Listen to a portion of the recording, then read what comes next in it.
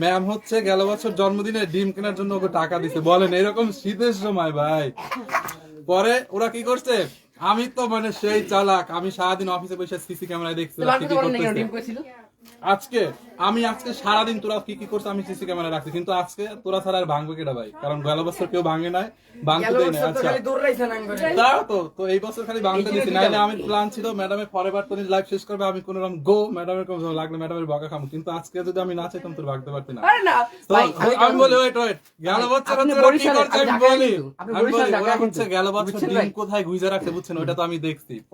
পরে ওরা তো আছে একদম মানে ডিম টিম ভাঙবে আমার মাথায় দিবে, আমি তো জানি ডিম কোথায় রাখছে। আমি কি করছি, ডিম জায়গা থেকে নিয়ে আর এক জায়গায় লুকায় রাখছি, পরে ওই ডিম ভাঙতে পারিনি, ওই ডিম আমি বাসায় নিয়ে ভাইজা খাইছি। এইবারও দেখছি আমি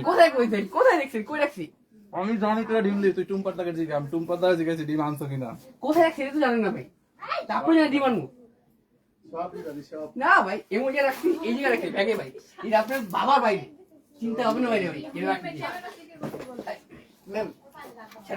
আমি গেলাম বাসায়, তোমরা ভিডিও কইরো। আমার ব্লাউজটাকে ধরে দিলে আমার গেট লাগাই দিলে আমার টপকা এই সমস্যা দিবে করে গেছি কেন মাথা মাথা। তুই কি গেটের মধ্যে বসছো? তুমি কোথায় গেছিলা বন্ডামি করতে? না না ম্যাডাম বাসায় গেট থেকে গেট লাগাই দেয় ম্যাডাম, টপকা নামতে গেলে ম্যাডাম কাট পিছলা ছিল আর খেয়াল করি না, ওটার উপরেই করছি ম্যাডাম, তার কাটা ঢুকিয়ে দিয়েছিল 2 ইঞ্চি গ্যাপ ছিল ম্যাডাম, তাহলে মাথায় ঢুকতে ম্যাডাম। তো মানে যা খুব সুন্দর, এটাকে আমাকে নয়নাপু গিফট করছে এই গয়নাটা, আর এই নাকফুলটা আমার আগে থেকেই ছিল।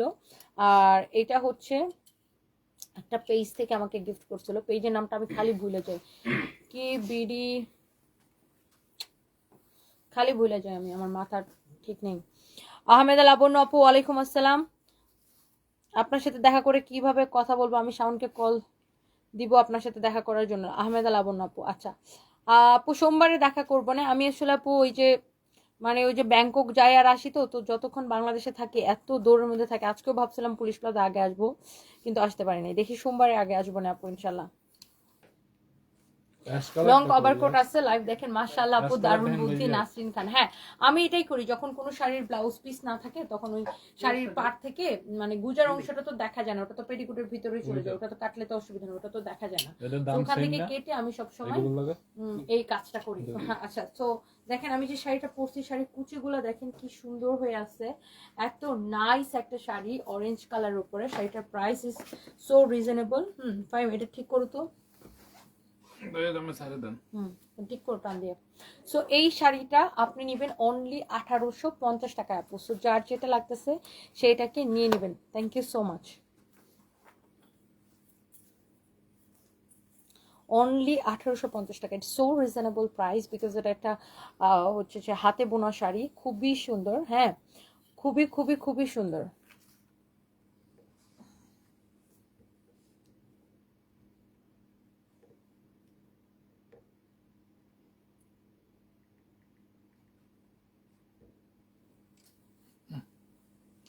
আচ্ছা টনি তোমার শাড়িটা দারুণ, ঢাকাই শাড়ি ভালো থেকো বোন। Gautam Banerjee, thank you so much দাদা, থ্যাংক ইউ। নয়ন নিপা লিখেছেন তোমাকে দারুণ লাগছে, থ্যাংক ইউ সো মাচ। সবাই ভালো থাকবেন, বাসা থেকে আবার একটা লাইভ আসবো, ওই লাইভে দেখা হবে, দেখলেই যেন মাথা ঘুরে যায়। আচ্ছা থ্যাংক ইউ। সো এই শাড়িটা আসলে অনেক বেশি সুন্দর, জোস একটা sari, this is very pretty. Faim এরকম একটা ক্লোজলি ছবি নাও তো।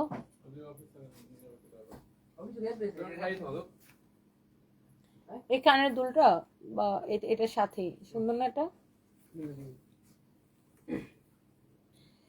এই কালারটাই আসলে এত বেশি সুন্দর।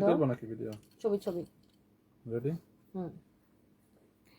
মানে তুমি জাস্ট একটা নাও আর কি, র্যান্ডম দেখলেই বোঝা যায় ফাটাফাটি। থ্যাংক ইউ সো মাচ আপু, থ্যাংক ইউ। আপু না ভাইয়া এটা আমি আসলে জানি না।